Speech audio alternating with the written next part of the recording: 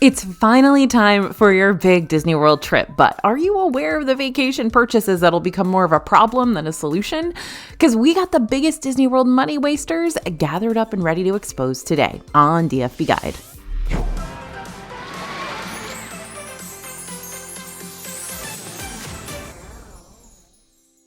Hey everybody, it's AJ for Disney Food Blog. Planning a Disney World trip is exciting to think about, except the whole budgeting aspect, of course. Yeah, I could take or leave that part and just stick with the marveling over the must-do rides and restaurants and shows. Alas, budgeting is a necessary evil to make sure you know exactly what you need to save before you go. But we wanted to make sure that vacation budget you're creating doesn't involve any unnecessary expenses that you're better off leaving behind. Which is why today's video is all about the Disney World experiences, extras, and plus up that we think could very well not be worth your money and when they're not worth your money. We used to talk about this often when Disney Genie plus will pass purchases now. If you buy Lightning Lanes too late, you're not going to get your money's worth out of them. Picture this, you arrive at Magic Kingdom, you go in thinking you're just going to hit up as many rides as you can without any help from those premium skip the line services. But then you get into the thick of the afternoon and you realize, wow, pretty much all the lines in Magic Kingdom are so stinking long today. Maybe that's because you're visiting on the weekend or during a popular school break or during a Run Disney race weekend. Who knows? All you know right now is that the crowds are massive and you don't want to wait over 45 minutes for every single ride you get to ride for the day. So you try to buy MultiPass on your My Disney Experience app. Only get this, all the Lightning Lanes for MultiPass that you're finding now are either A, the leftover attractions that really don't need a skip the line service, or B, Lightning Lanes with return times that aren't until way later on at night and clash with the happily ever after fireworks. All the other Lightning Lanes seem to be completely booked up otherwise. Not a fun realization. Believe me, I've been here. So here's the silver lining to all of this. Unlike Disney Genie Plus, where all your Lightning Lane purchases had to be made the day of and pretty much left you in the dark when it came to what Lightning Lanes would still be available once you got to the park, MultiPass is a lot more helpful with letting you not only book up to 3 Lightning Lanes before your trip, but also let you know what those Lightning Lane return times are going to look like before you hit the purchase button. So if you're not liking what you're seeing, you don't have to commit to buying Lightning Lanes still. You can just use those busy afternoon park times to hit up some less busy attractions instead, like Carousel of Progress, or, my favorite, the People Mover, or the Enchanted Tiki Room in Adventureland, Filler Magic in Fantasyland, even the recently revamped Country Bear Musical Jamboree over there in Frontierland. The best thing to do when it comes to Lightning Lane purchases is to think about them before you're smack dab in the middle of your park day. Consider what time of year you're visiting and who you're traveling with, because is Aunt Susan really that cool with you guys waiting over 30 minutes for the many adventures of Winnie the Pooh?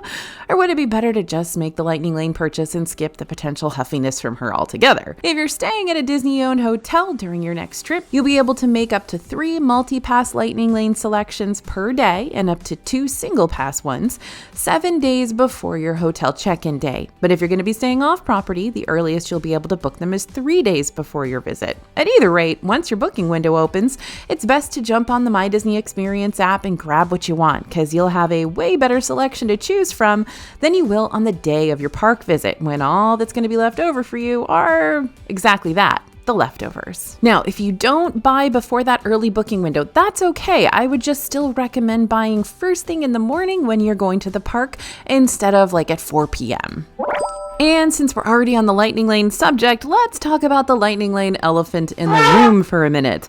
Before, there were only 2 different Lightning Lane tiers you could purchase. MultiPass, which gives you Lightning Lane access to several rides, and Single Pass, which gives you Lightning Lane access to 1 premium ride. But now there's a 3rd Lightning Lane tier, the Premier Pass, which gives you every single Lightning Lane available for a select park without you having to worry about making pre-selections ahead of time. You don't have to schedule anything. And you don't have to book more Lightning Lanes once you're in the middle of your park day. You buy the Premier Pass and you get access to every single Lightning Lane in a particular park anytime you want to ride 1 time each. Now, this new Premier Pass tier is only available to purchase if you're a deluxe resort guest. But here's the thing, where multi-pass and single pass Lightning Lanes are typically going to run about $20 to $30 per person, Premier Pass is going to put you back $129 to $449 per person per park. And that's on top of what you're already paying for the uber expensive deluxe resort and the theme park tickets. So here's what I have to say about this service. You probably don't have to worry about it. seriously, don't worry about it. It's nifty to have all those lightning lanes already in your back pocket, but don't think you absolutely need this service in order to get on Disney's rides, because you don't. Hey guys, it's Bria. Can I show you something real quick? While I was writing this section of the script, I really wanted to drive this point home, so I thought, what better way to do that than to look at the real-time waits right now in Epcot. For a little perspective, this is supposed to be an average crowd level day, and according to the My Disney Experience app, the highest waits I've got to worry about right now are Remy's Ratatouille Adventure and Frozen Ever After at 60 minutes. Though, let's be really real here, if I was there first thing in the morning, either during early theme park entry or by rope drop, I probably could have cut down my waits for either one of these by half. Or I could return to either one before the end of the night for lighter crowd levels too. Other than that, here's what the rest of the ride lines look like right now. We've got Soarin' at a 30-minute wait, we've got Mission Space and Spaceship Earth at a 15-minute wait, we've got Living with the Land at a 10-minute wait, and we've got Grand Fiesta Tour, The Seas with Nemo and Friends, and Journey into Imagination with Figment all at a whopping 5-minute waits. As for Guardians of the Galaxy Cosmic Rewind, there aren't any virtual queues left for it right now, but hypothetically speaking, I could always try and jump into a virtual queue for this one later on via the My Disney Experience app when it opens back up around 1 p.m. Or I could have purchased a single pass for it ahead of my trip and skipped the virtual queue do-si-do altogether. Do you see what Bria's getting at here? To get a Premier Pass for Epcot for access to all of its lightning lanes today, you'd still be expected to pay around $169 to $249 per person. So for a 4-person family, 2 adults, 2 kids, that's going to be an extra $676 to $996, potentially $1,000 just for lightning lanes to skip over lots of 5 to 15-minute waits. And to top it off, that Premier Pass only gives you the ability to bypass the main queues once per ride, just once. Sure, maybe for parks like Magic Kingdom and Hollywood Studios, where lightning lanes tend to be more useful, Premier Passes could be a little bit of a better deal. But even then, paying up to $400 per person for Premier Passes isn't realistic for most of us, especially when average lightning lanes will do just fine. Or you might not even need them at all. So here's my advice to you. If you haven't already been saving hundreds of dollars extra for this Premier Pass expense, check out our free Lightning Lane guide by scanning the QR code you see on the screen now, or heading over to disneyfoodblog.com/multipass after this. You can get a good idea of what the average multi and single pass purchases can offer you. Then you can decide if you want to save for any of those lightning lanes or not. The good news about all these lightning lane tiers is that you are more than welcome to purchase them for some park days if you want to, but you don't have to purchase them for all your park days. So even if you think you'll be just fine and dandy without lightning lanes in Epcot, which on those average crowd level days, yeah, you're going to be just fine, then you don't have to worry about saving anything extra for those skip the line privileges. And yet, you could still pay for multi-pass lightning lanes on the day you're planning on visiting Magic Kingdom if you think they'll be way more worth your money over there, which they probably will be. If you and someone else in your future travel group are duking it out about this particular Disney World conundrum, send them my way and I'll help you settle this debate once and for all. Should you or should you not buy a regular Magic Kingdom park ticket on the same day you're planning on going to a Magic Kingdom holiday party, like Mickey's Not So Scary Halloween Party or Mickey's Very Merry Christmas Party? Now, I understand if you're on team go big or go home. After all, regular park tickets will give you more time to explore Magic Kingdom during the day, while the party tickets will give you time to explore Magic Kingdom at night, when all other non-party guests will be asked to leave. And that means so much extra time in Magic Kingdom, which could be just what you're looking for if this is a once-in-a-lifetime trip for your whole group. However, this strategy will not only double your ticket price for a single park day, since party tickets tend to cost just as much, if not more, than a regular day park ticket, but this is also just so exhausting. I mean, think about it. Let's say I'm going to Mickey's Very Merry Christmas Party this year on December 10th. Park hours for a regular day at Magic Kingdom start at 9 a.m. But if you're staying at a Disney-owned resort, you can also use your early theme park entry benefit that day to access Magic Kingdom 30 minutes earlier. So you could potentially be in the park as early as 8:30 a.m. And that probably means you're waking up and getting your crew all ready to go by 7, if not earlier, depending on your morning routine.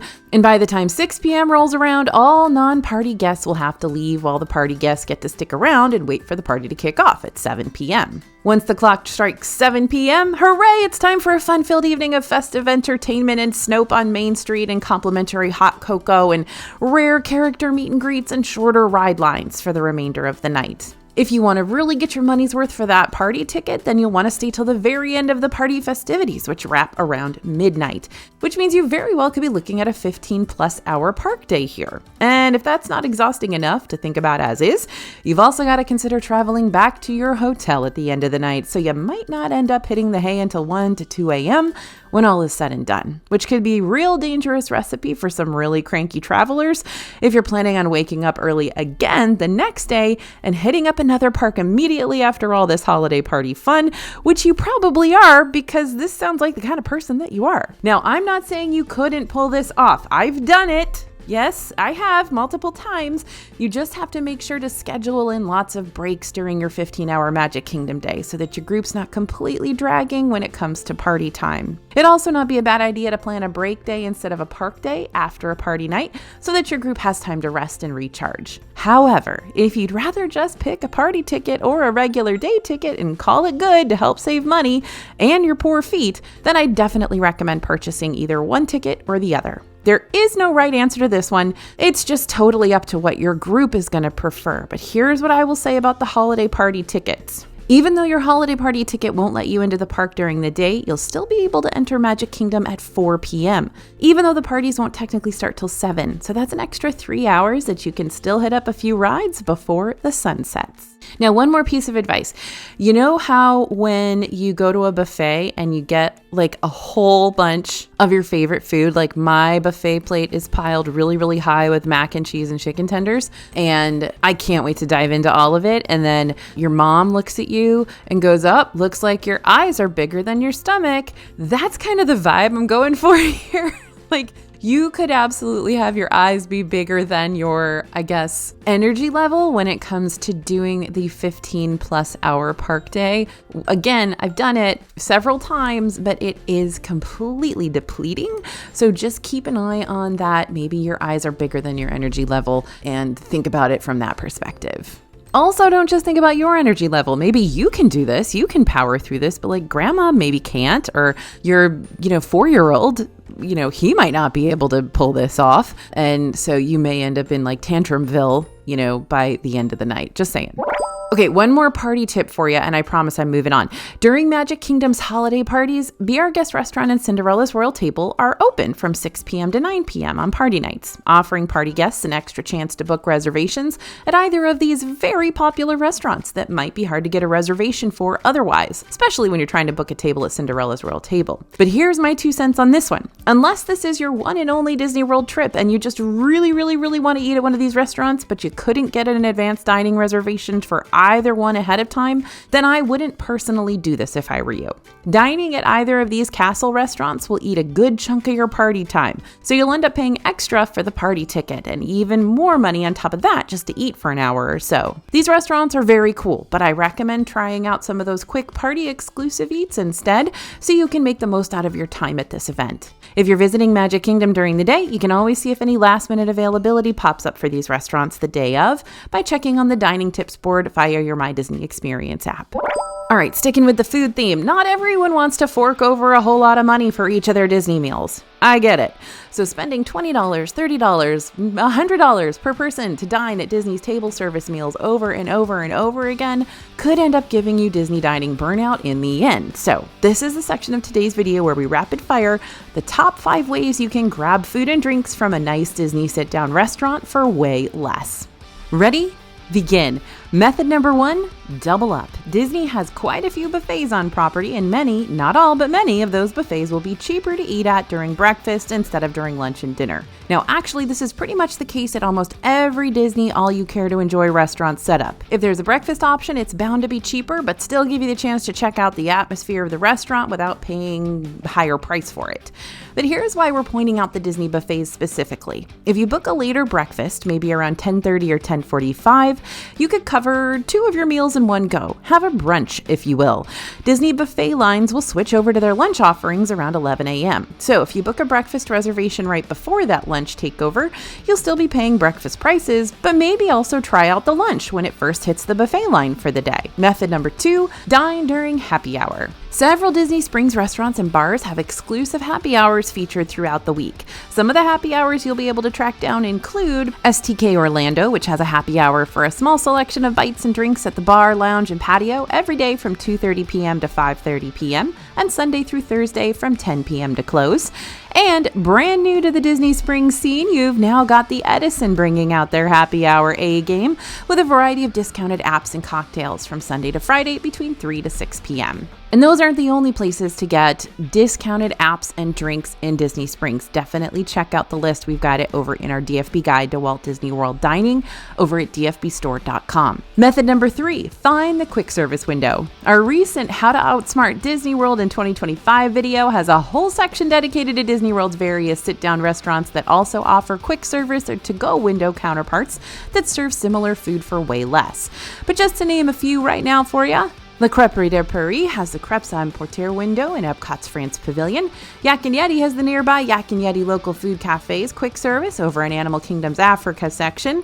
And Morimoto Asia, which is a legit signature dining experience, has its Morimoto Asia street food window out of the main restaurant's porch over at Disney Springs. Method number 4, pick up the DFB Guide to Walt Disney World Dining. Yep, just mentioned it. Here's a little more detail. The DFB team and I get that eating expensive food around Disney is not everyone's cup of tea, so when we were creating the most recent iteration of our 2024 DFB Guide to Walt Disney World Dining, we made sure that this 3-in-1 digital purchase was going to be filled with all sorts of budgeting and money-saving tips that we've used ourselves over and over again, that we've learned over the, decades of time that we've been going to Disney World. That means you're going to find things in this guide like 101 plans for your dining budget and ways to save, printables with a whole checklist of restaurant discounts, reference guides that'll give you sample dining itineraries for dining on the cheap, and a lot more. And because we're all about saving you money today, make sure to type in code YouTube to save that extra moolah on your total guidebook purchase before checking out.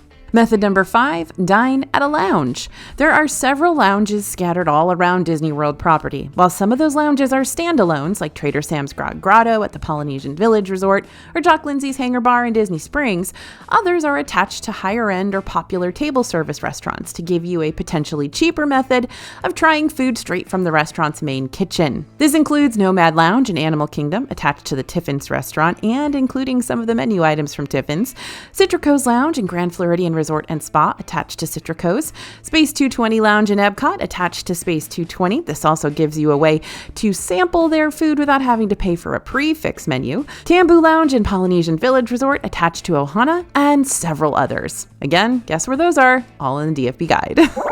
Okay, this is always a tricky point to navigate. We are navigating a lot of rough seas in this video, my friends, so just hang on tight. The Disney dining plan being worth it all really depends on your travel group and what you're wanting to get out of this vacation package purchase. If you're wanting a way to prepay for the majority of your meals inside the parks and budget everything out before you arrive, then yeah, investing in one of the Disney dining plans ahead of your trip could be a worthy investment. But if you're considering getting the Disney dining plan because you think it might help you save money in the end, then I think it's important for you to know that more often than not, that's not going to be the case. There are 2 different types of Disney dining plans that you can buy.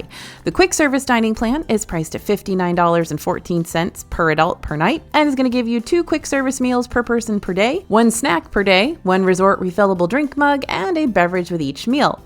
Guests under 21 years of age may choose from a variety of non-alcoholic beverages, while guests 21 and older with valid identification can choose from a selection of beer, wine, and cocktails or a non-alcoholic beverage. Meanwhile, the standard dining plan is at $97.70 per adult per night and will give you essentially the same thing. Just swap out one of those daily quick services and add a table service meal in there instead. There are a whole lot of different avenues that you'll want to consider before jumping into a DDP purchase. But here's why the DDP can be less worth it for some folks to buy rather than others. For starters, if you get that standard DDP, you're locked into those daily table service meals, and that means dedicating at least an hour or so to a nice sit-down meal for however many days you're in Disney World. Because if you don't use all of your table service credits, you're going to wind up losing them with no refunds. Now, if your family is big on the character dining experiences or all those buffets and all you care to enjoy meals, then the DDP might still be a good route for you to consider because those are really expensive. Or if you're a huge fan of ordering the steak and the lobster at every single meal, that might make it worth it too. But if you don't want to be locked in for a table service meal each day, especially if you decide you'd rather prioritize prioritize rides and shows rather than dining, a standard DDP doesn't give you a whole lot of wiggle room to work with. Now, you don't have to use all of those sit-down meals on specific days. You can use them all on one day if you want, but you're still going to be taking up at least an hour of park day for every one of those meal credits that you have. Also, alcohol is included with your Disney dining plan price, whether you choose to partake or not. So if you have members in your group who can't or simply prefer not to imbibe or prefer not to imbibe during literally every single meal, that's an automatic strike, for lack of a better word, against being able to maximize the value of either plan. On the flip side, though, many of Disney's famous non-alcoholic shakes and mocktails might be available for you to purchase with your DDP credits, like the peanut butter and jelly milkshake from 50's Primetime Cafe. Will these non-alcoholic specialties help even out that alcohol price a bit more? Not quite. Alcohol's pretty pricey in general, so even those popular mocktail creations are still going to cost you half of what a normal cocktail tends to cost. So again, hard to maximize if you're not going to drink. Most importantly, whether you're paying for a quick service or a standard Disney dining plan, you can definitely eat around Disney for way less simply by paying out of pocket for each of your meals. In fact, here's a speedy list of a bunch of hearty entrees that you can get around the parks for $15 or less. You can get a create-your-own nacho bowl for $12.99 at Pecosville Talltale Inn and Cafe at Magic Kingdom, North Carolina chopped smoked pork butt platter for $13.99 at Regal Eagle Smokehouse in Epcot, a grilled 3-cheese sandwich for $10.99 from Woody's Lunchbox in Hollywood Studios, and you can tack on a cup of tomato basil soup for an extra $4. Really, really good winter meal there. And a chopped wood grilled chicken bowl for $13.49 from Satuli Canteen in Animal Kingdom. You don't get the wood, you get the chicken. Is that clear? I don't know. Satuli Canteen even has a brand new breakfast menu you can check out with all entrees costing less than $15 too, including the slow roasted pork shoulder potato hash, the frittata and beef, the cinnamon French toast, and the tropical Pandoran forest fruits. And that's just skimming the surface. There are plenty of other places around Disney where you can pay a lot less for really, really good food. It's going to save you a ton of money by just simply not going the Disney dining plan route. Now, the Disney dining plan can save you money if you really want to dine at the most expensive restaurants and get the most expensive stuff on the menu for every single meal. We've done the math. We've done the math every year since the dining plan started, and it can maybe save you $10 or $50, maybe $100 in some cases. Not per day, like per week. And what we've found is that most of our readers and viewers end up with credits left over after their trip. Remember, this is what I always say, Disney prices this accordingly. They're not going to price something to save you money. That's not their game plan. Disney Dining Plan is not a loss leader for them. They know exactly how much the average person eats in Disney World, so they're going to price this a little bit more than what the average person eats so that people are going to end up spending more than they're actually consuming. So what we found is that most of our readers and viewers end up with credits left over during their trip. That means money left literally on the table. So really crunch the numbers, really budget out what you're going to want to eat, where you're going to want to eat it, and add up those dollars so that you can see if the Disney dining plan is going to save you or not. I'm back, and I'm here to talk about blind boxes this time. This is kind of a whole devil on my left shoulder, angel on my right kind of point for me because I love blind box purchases. What can I say? I live for the thrill. But that doesn't mean I don't recognize that these little guys can be a huge ripoff. For instance, back when my brother and I were kids, we were Marvel Cinematic Universe obsessed. Okay, let's be real, I'm probably still MCU obsessed to a certain degree. But there were these cartoony looking MCU blind bag keychains for sale across the Disney World gift stores at the time. And my brother bought 3 of them, hoping he'd get Groot in at least one of them. But what he got instead were 3 Black Widow keychains.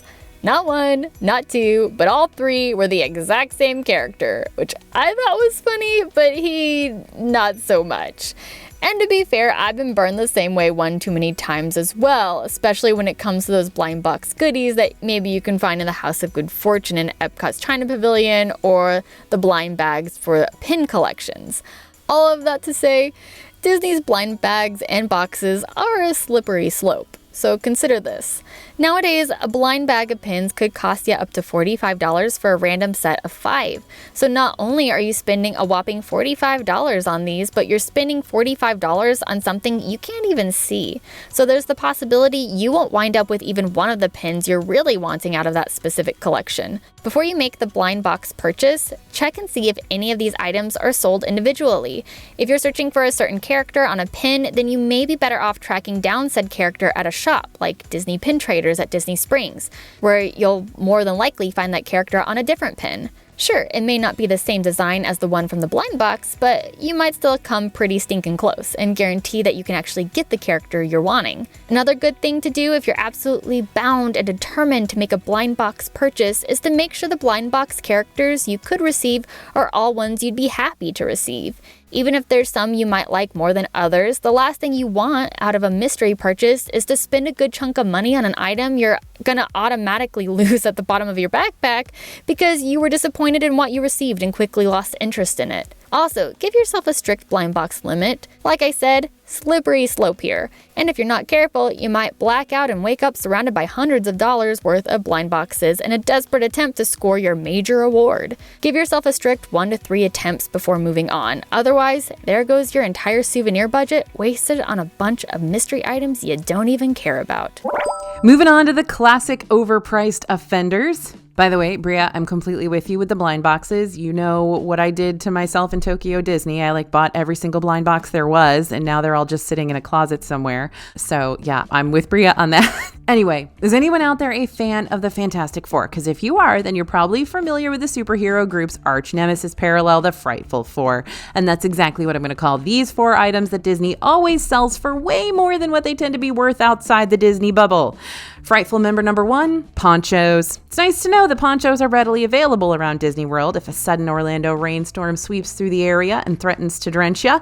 But Disney's ponchos are pricey, $10 for kids and $12 for adults. Now, in the poncho's defense, these are re-wearable and pretty sturdy, so you don't have to worry about buying one and ripping it just as soon as you take it out of the package. But on the other hand, you can get way cheaper ponchos that still protect you from the afternoon showers for a little over $1 or $2 at your local big box or drugstore. Select non-Disney owned hotels like the Swan and Dolphin also have pharmacy vending machines, which are stocked with all kinds of last-minute emergency supplies and essentials with prices that might be just a little cheaper than what you'd find around Disney.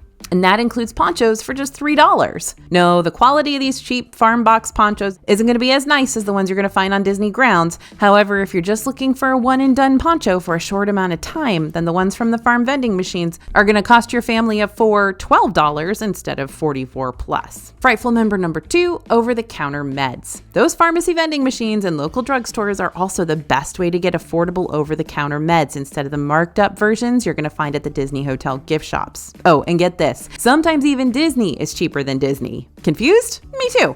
What I mean by that is, if you need an over-the-counter medication while you're inside the parks and you don't happen to have any on hand, Disney's first aid centers can hook you up with free sample-sized medications to help hold you over and get you back to having a fun-filled day minus the headache or stomach ache. Frightful member number 3, clothes. There are several reasons why you may wind up wishing you'd brought an extra pair of clothes with you during your park day. Perhaps it's because the weather is actually colder than you expected to be, or maybe it's because you absolutely got drenched on Tiana's Bayou Adventure or Kali River Rapids, or quite possibly there might have been a bathroom emergency in your group that, yeah, I won't dig too much further into that one. While Disney has tons of cute shirts and pants and layers that you can purchase across their gift shops, those duds get very expensive. And you might not be too thrilled to purchase an $80 Spirit jersey just because your arms are a little chilly. So remember to pack at least one extra outfit or those layers with you in your park bag, if you're able, for emergency purposes. I still have a scarf I had to buy for like $40 that I've never worn again, but I had to get it because Magic Kingdom was freezing cold that day and it wasn't expected. Oh, and by the way, if it really is layers that you're after, we got lots of fun long sleeve designs for sale over in the dfbstore.com website that'll cost you way less than what you're going to find in the parks too. Frightful member number 4, bottled water. Has anyone told you to stay hydrated lately? Because I will. I will tell you to stay hydrated as often as humanly possible, but I'll also let you know that you can stay hydrated for a whole lot less money in Disney World. If you purchase a nice insulated water bottle before your vacation and carry it with you throughout your trip, it'll help keep you hydrated all day long, since Disney does provide water refill stations in several locations around their parks. That'll keep you from having to purchase Dasani bottle after Dasani bottle, all day long. Or we can go back to the big box solution. Purchase packages of bottled water or drinks before your park day, or have them delivered to your hotel via Kroger delivery if you'd prefer not to leave the Disney bubble once you're there. So how much money are these pre-purchased bottles going to save you? Let's do the math. A regular bottle of Dasani water in Disney World costs around $4. I think the price actually just went up in October. If you purchase at very least 2 bottles per day of your 5-day trip, then you're looking at spending an extra $40 on water alone. Same theory for flavored beverages. Drinks like Powerade can run up to $5 a bottle. Even if you only purchase 1 flavored beverage a day, that's still an extra $25 at the end of your trip. Considering you can purchase an 8-pack of 20-ounce Powerade bottles for around $5 at your nearest big box store ahead of time, the math is easy. You'll be saving money by avoiding any consistent beverage purchases on Disney property. All right, red alert. We've got a hot take coming your way. Bria and I had many meetings to decide if we were going to put this in this script, and we decided to go ahead and do it with lots of caveats. We're going to make a big claim here and say that in 2025, you may not want to buy Magic Kingdom or Animal Kingdom park tickets. I know, blasphemy. Okay, the facts aren't pretty, but they're still facts. Both Magic Kingdom and Animal Kingdom are getting ready to undergo some major construction in their respective parks. Magic Kingdom's Frontierland area will be near unrecognizable as the Rivers of America and Tom Sawyer's Island shut down at the start of the year, preparing for new Cars lands that'll replace this section of the park. And Big Thunder Mountain will be closing on January 6th to get a major refurb, but it isn't expected to reopen again until over a year later in 2026. Meanwhile, Animal Kingdom's going to have a whole lot of closures and construction going on next year too, as they start to remodel the current Dinoland USA area into the future Tropical Americas area. Triceratops Spin, Fossil Fun Games, and Chester and Hester's Dinosaur Treasures are closing on January 13th. And while Dinosaur will stay open for a little bit longer so that dino fans everywhere can get that one last ride on Dr. Seeker's Time Rover, eventually this ride will be closing up for good too, since the entire Tropical Americas area is slated to wrap up construction work by 2027. Now, I know a lot of you are saying, AJ, I never went to Dinoland anyway. Fair. So buying the Animal Kingdom park ticket just for the rest of the lands makes a little more sense than this whole Magic Kingdom debacle. Now, the bulk of both of these parks will still be open when 2025 rolls around, so there's still going to be a good time to experience, even if there are fewer rides for you to enjoy while you're there. But you might be disappointed in this purchase if you go expecting a full picturesque package only to stumble upon lots and lots of construction walls towards the back of each park. Okay, spicy part over, ready for all the comments. Now, while everyone's Disney World vacation budget's gonna look different, hopefully today's video has helped you realize where your Disney investments need to be prioritized. But don't worry, we've got more Disney World budgeting videos where that came from. Check out our $5,000 in Disney World video next to see what a specific Disney World budget could look like for you and your group. And don't forget to pick up our free Lightning Lane guide over at disneyfoodblog.com/multipass. Thanks for listening, everyone, and thanks for watching. As always, this is AJ for Disney Food Blog, and we'll see you real soon.